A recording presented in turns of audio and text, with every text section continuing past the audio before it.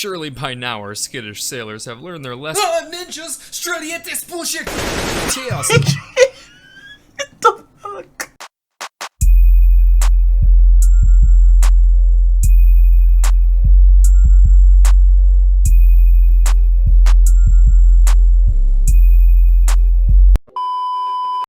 Hey, y'all go fuck my Twitch, man. Come on now. We finna start streaming soon, so make sure y'all go follow that. Run it up. Love y'all. Kissies.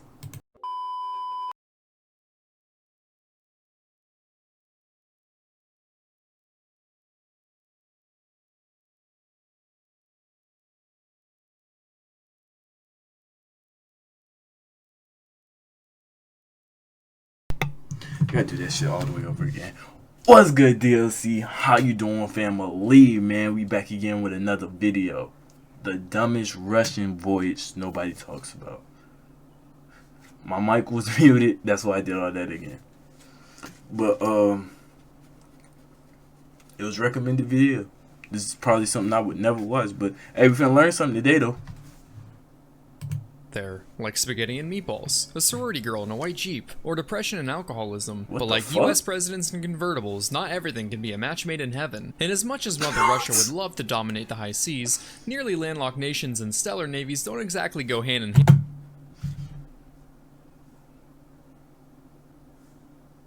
What the f? Ocean access can be blocked by neighbors.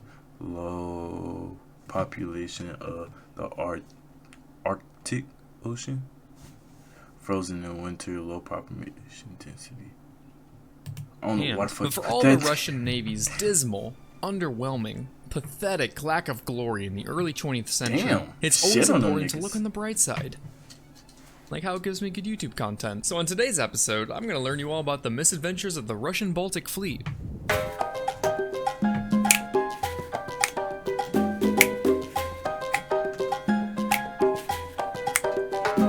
It's the turn of the 20th century, and what better way to kick off a new era than Expansion. What Russia the is fuck? cold, which is great for things like stopping Nazis and badass TikToks, but not ideal for ports. Having your port turn to ice every winter is what those of us more versed in nautical terms would call not very cash money. The Russian Empire notices China has a pretty nifty port with, get this, warm water. However, there's this pesky little thing called a border in the way. But that's okay, China isn't European, it's not a real country, so Russia takes control and gets the Qing to lease in the port. Japan doesn't like what they see, so they meet with Russia and are all like, Hey, vodka boy, invading China's our Vodka thing. but boy. Russia won't share, leaving Vodka diplomacy boy. dead in the water. But that's okay. The new DLC just dropped and everyone's just itching to try out their new toys. So the Japanese attack Port Arthur, kicking off the Russo-Japanese War. Fast forward a few battles and the Russians are losing pretty badly. So the Tsar authorizes quite the preposterous proposal of sending the Russian Baltic Fleet to reinforce the east. And you may be wondering, but Blue Jay, what's so preposterous about sending reinforcements? Well, kiddo, the Baltic part of Russian Baltic Fleet means it operates in, get this, the Baltic. And as we learned earlier, boats don't like ice, so you can't go this way to Port Arthur, meaning the Tsar authorized a plan for an 18,000 mile journey around the world, which is 29,000 kilometers, or 1,140,480,000 gumballs. The voyage was also a the fuck they logistical gotta do with nightmare, as the gumballs? Russians didn't have any holdings in Africa or South Asia to refuel along the way. Add that to the fact that the fleet spent months at a time frozen in port, so the crew of mostly uneducated peasants couldn't tell you the difference between a bowline knot and a porcelain pot. This Damn. group of inexperienced conscripts is put under the command of Admiral Rozhetsvensky, a man so prone to anger that his staff made sure to keep a large supply of binoculars at the ready due to how often he would throw them overboard. But hey, fuck it, what better way to learn than a trial by fire, right? So they set sail on their epic quest to turn the tide of the war and bring glory to the motherland.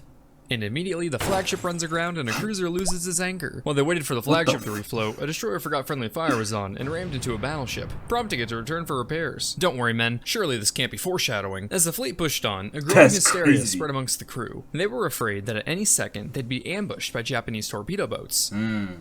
By Denmark. This is where the war is if you forgot. But the crewmen didn't have time to worry about things as frivolous as logic, so when two fishermen approached the fleet to deliver a message, they opened fire. The two fishermen survived the false alarm without a scratch thanks to the horrible standards of the Russian gunnery. As for Lord their have message, mercy. they informed Rear Admiral Rozhetsvensky that he'd been promoted to Vice Admiral. Iron this. This wouldn't be the only false alarm, as later another ship signaled that she was under attack by 8 Japanese torpedo boats, only to find out that there were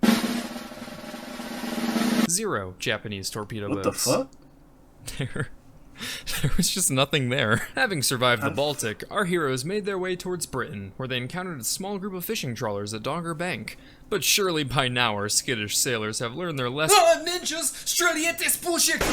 Chaos! What the fuck? Ensued as the Russians laid down hellfire upon the unsuspecting fishermen. The Russians are going bonkers. Some run around the deck aimlessly waving cutlasses to repel imaginary boarding parties, while others just cuddle up on the deck with life jackets, accepting their fuck? demise. Keep it up, men!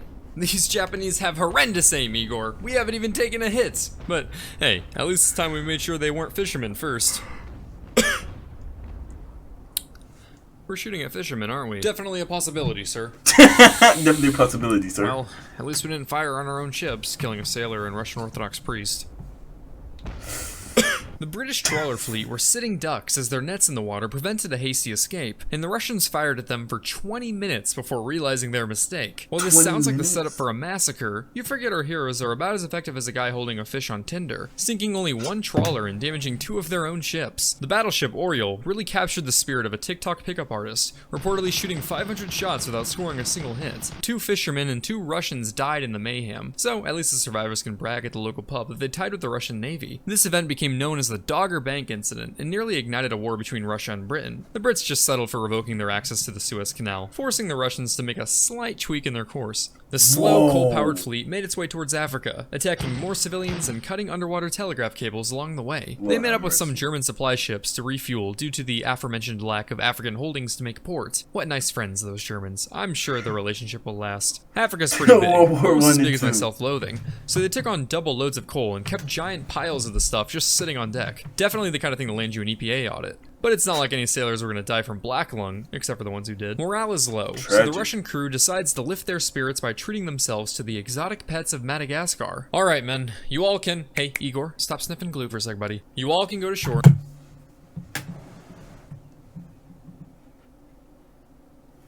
It's so bad that my man getting high off glue. and pick out one thing to bring back with you. Nothing too crazy, like snakes or crocodiles. What did I say? Sir, I can explain. Sir, I can explain. Watch it throw back the shot at Tito's. The ship became a floating zoo as the crew brought on a bunch of animals to roam the deck freely, including a crocodile and a venomous snake, which apparently took a liking for vodka. Panic followed shortly when the snake wrapped itself around guns and bit a commanding officer. One sailor gifted the admiral a parrot, which soon took after his rather extensive vocabulary of Russian curses. Враги подходят со стока! The flag Hey. Yo, no, that's crazy. Something in my eye, bro. I'm going blind. ship soon became overrun with chameleons who would frequently go missing due to their ability to seamlessly camouflage. Hey Igor, have you seen Comrade Camo? I can't find the little guy anywhere. No, I don't think so. Have you seen him, Private? Yeah, I don't think you've seen him either. But a good zoo isn't complete without an underwater exhibit. And luckily for them, the cooling plant on their refrigeration ship broke down, forcing them to dump all their meat into the ocean and giving them a nice following of sharks. At one point, the fleet was holding one of many funerals for a sailor who died of illness. During the ceremony, the Kamchatka fired a gun salute. Excellent work, gentlemen. Hey, say, you boys did make sure to load blanks, right? Yes, sir. Yeah. Igor, you're looking kinda pale there, buddy. After some more shenanigans, like foiling a mutiny and receiving a shipment of fur boots and coats instead of ammo, Admiral Rozhetsvensky realized that they were approaching Japan. Oh shit, that's right, I didn't train them. So he decided to run some gunnery practice on a stationary target. Miraculously, our group of misfits managed to score a single hit on the ship towing the target. But hey, potato potato. At long last, the Baltic fleet closes in on Japan, approaching the Tsushima Strait during the night. The fleet extinguishes their lights to maintain stealth, all except for the Orel, which, as a hospital ship, kept them burning in accordance with the rules of war. The Orel comes upon a Japanese ship in the dark. And finally, after an extensive list of false alarms attacking fishermen and merchants alike across half of the Predicts. They didn't shoot. high seas, they come across an actual Japanese vessel and determine it to be Russian. So they use their lights to communicate with it. Be careful of the other Russian vessels around me. We're sneaking up on the Japanese in the dark. Don't tell anyone. The Battle of Tsushima ensues. While our gallant sailors hold their own against the Japanese, the Baltic fleet was decimated. Wow. 4,000 Russians die, with an additional 7,300 taken prisoner, compared to roughly 100 Japanese deaths. This effectively ended the war, marking the first time in history that an Eastern power defeated a European one. Way to go, buddy. Let's add that one to the scoreboard. Oh. Oh dear. Okay. So, in conclusion, the Russian Baltic Fleet's odyssey around the world is a tale full of shenanigans and blunders, with our troublemaking peasant crew racking up quite the body count of innocent civilians and friendlies before seeing an actual enemy. And yes, while they may have attacked ships from practically every global power, disabled cities' communication grids, killed fellow sailors with gross negligence of safety practices, nearly ignited a major European war, and were about as accurate as Helen Keller playing laser tag, they also taught a snake to drink vodka. 9 out of 10 stars. 9 out of 10 stars. Nah, that was a good video, man. W recommendation. If you like the video, man, go ahead and give this a thumbs up. Subscribe to this channel. Turn on those post notifications. Share this with the people you know and you don't know, because they're going to like this shit for sure, man. I'm telling you. And with that, y'all have a good one. Peace out.